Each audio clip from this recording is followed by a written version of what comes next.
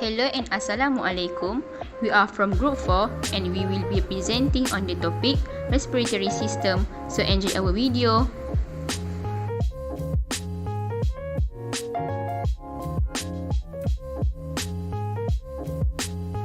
Hello everyone, my name is SHAHIRA ADIBAH binti MOHAMAD RAFIE and I will explain the upper structures of the respiratory system. The upper structure of respiratory system consists of 6. There are nose, mouth, pharynx, epiglottis, larynx and trachea. The first is the nose. The nose is made up of the nostrils, cilia, olfactory receptors, mucous membranes, mucus and nasal septum. Nostrils are the external openings of the nose. Cilia are the thin hairs located just inside the nostrils. Filter incoming air to remove debris. Olfactory receptors are nerve endings that act as the receptors for the sense of smell.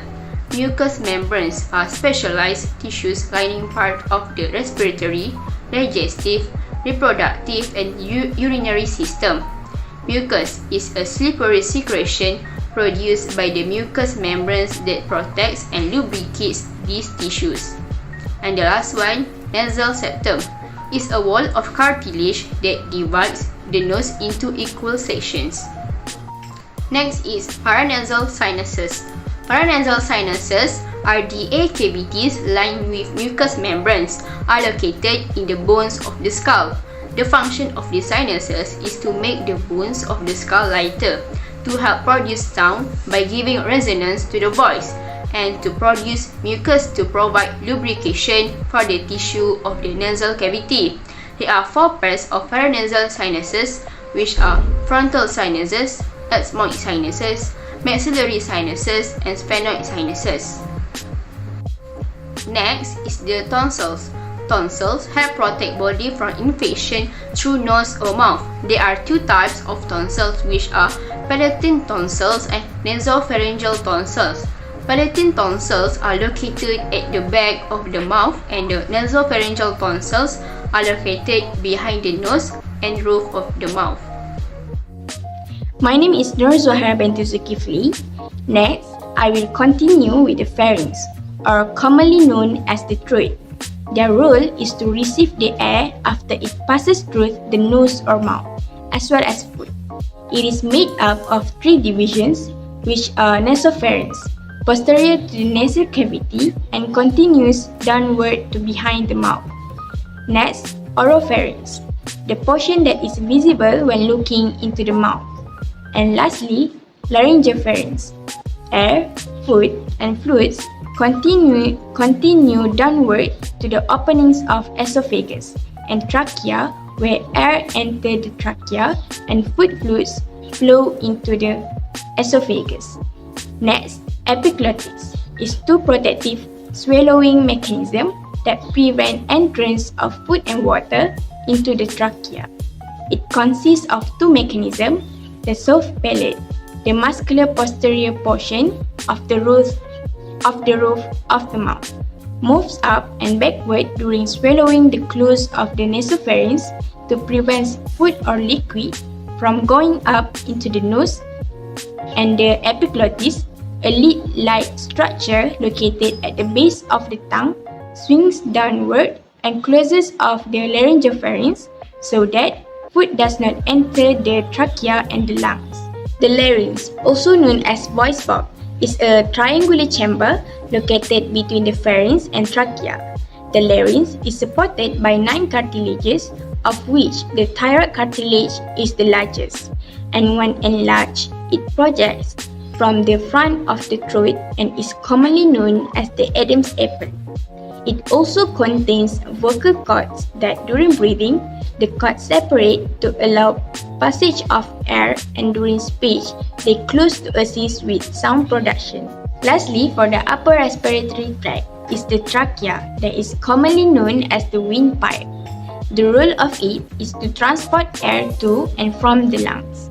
It is located in front of the esophagus. The trachea is held open by a series of flexible C-shaped cartilage rings that make it possible for the trachea to compress. so it allows food to pass down the esophagus. I will continue explain about the first structure for the lower respiratory tract is the bronchi. The bronchi are two large tubes, also known as the primary bronchi, which branch out from the trachea to convey air into the lungs. Within the lung, each primary bronchus divide and subdivides into increasingly smaller bronchi, which are the smallest branches of the broncho tree. Assalamualaikum and hi, my name is ARISA FARHANIM binti Muhammad. My student number 2023-105235. I will present about alveoli, lungs, mediastinum, pleura, and diaphragm. The first one is alveoli. Alveoli, also known as air sac, it is very small and grape-like cluster found at the end of each bronchi. The alveoli are where the exchange of oxygen and carbon dioxide take place. The exchange of oxygen and carbon dioxide between the air inside the alveoli and the blood in the pulmonary capillaries occur through the thin, elastic wall of the alveoli. Each lung contains millions of alveoli. During respiration, the alveoli are filled with air from the bronchi. A network of microscopic pulmonary capillaries surround the alveoli. Pulmonary means relating to or affecting the lungs.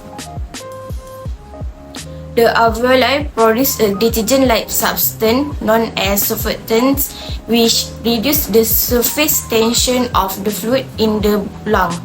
This makes the alveoli more stable so they do not collapse when an individual exhales. Premature baby often lack adequate surfactants. The second one is lung. The lung, which are the essential organ of respiration, are divided into lobes. A lobe is a subdivision or part of an organ. They are the 3 lobes of the right lung and the 2 lobes of the left lung. The right lung is larger and has 3 lobes. They are the upper, middle, and lower, also known as superior, middle, and inferior. The left lung has only 2 lobes, the upper and lower, due to the space restriction because the heart is located on the side of the body. Okay, so the third one is mediastinum. The mediastinum is the middle section of the chest cavity and is located between the lung. This cavity contains connective tissue and organ, including the heart and its veins and arteries, the esophagus, trachea, bronchi, thymus gland, and lymph node. The pleura allows the lung to move smoothly within the chest. Next, pleura. The pleura is a thin, moist, and slippery membrane that covers the outer surface of the lung and line the inner surface of thoracic cavity.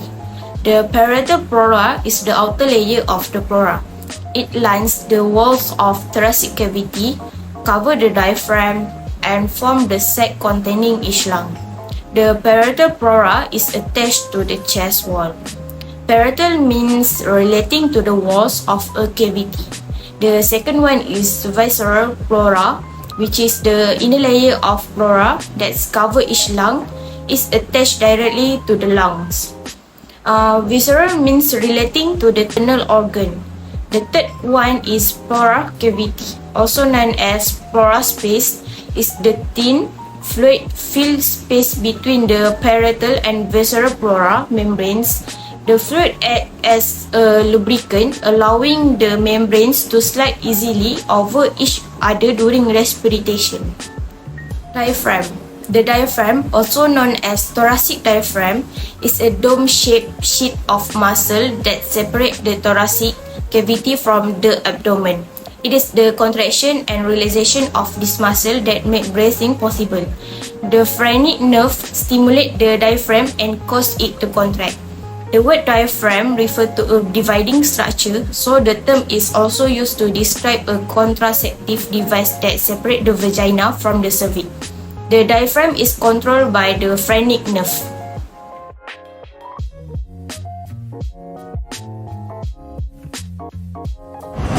Assalamualaikum, my name is NURUL binti ISHAK, and now I'm going to expand on the function of the human respiratory system. As we all know, the general function of the respiratory system is to deliver air to the lungs, to convey oxygen from the inhaled air to the blood, and expel waste product through exhalation.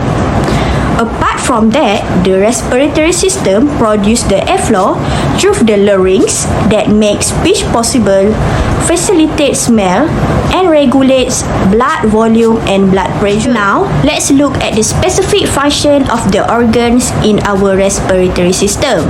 As I mentioned, our respiratory system is divided into two main parts, which are the upper respiratory tract and the lower respiratory tracts. The upper respiratory tracts includes the nose, pharynx, and larynx, and sinuses. Its primary function is to filter, warm, and moisten the air we breathe before it enters the lung. The nose contains tiny hair called cilia that trap dust and other particles, preventing them from entering the lungs. The sinuses are air-filled cavities around the nose that help to humidify and filter the air. The pharynx connects to the nose and mouth to the esophagus and larynx. The larynx contains the vocal cord which produce sound when we speak or sing. Now, I'm going to explain how the lower respiratory tract function. The lower respiratory tracts consists of the trachea, bronchi, and bronchioles, and also lungs. Its primary function is to exchange gases between the body and the environment. The trachea carries air from the larynx to the lungs. The bronchi branch off from the trachea and lead to each lung. The bronchioles are smaller airways that branch off from the bronchi and lead to cluster of air sacs called alveoli. In each lung, the alveoli are surrounded by tiny blood vessels called capillaries, which allow for gas exchange between the lungs and the bloodstream. Respiration or breathing is the exchange of oxygen for carbon dioxide that is essential to life. A single respiration or breath consists of one inhalation and one exhalation. Ventilation is another word for moving air in and out of the lungs. When you inhale, air enters your lungs and oxygen from that air moves to your blood. At the same time, carbon dioxide, a waste gas, moves from your blood to the lungs and is exhaled. This process called gas exchange is essential to life. In diaphragm contracts, during inhalation, the diaphragm contracts and pulls downward, causing the thoracic cavity to expand. Meanwhile, in diaphragm relax, during exhalation, the diaphragm relax and move upward, causing the thoracic cavity to become narrower. Inhalation is the act of taking in air as the diaphragm contracts and pulls downward. This action causes the thoracic cavity to expand. This creates negative pressure within the thoracic cavity that draws air into the lungs. Exhalation is the act of breathing out. As the diaphragm relaxes, it moves upward, causing the thoracic cavity to become narrower. This action creates positive pressure, forcing air out of the lungs. That's all from us. Thank you.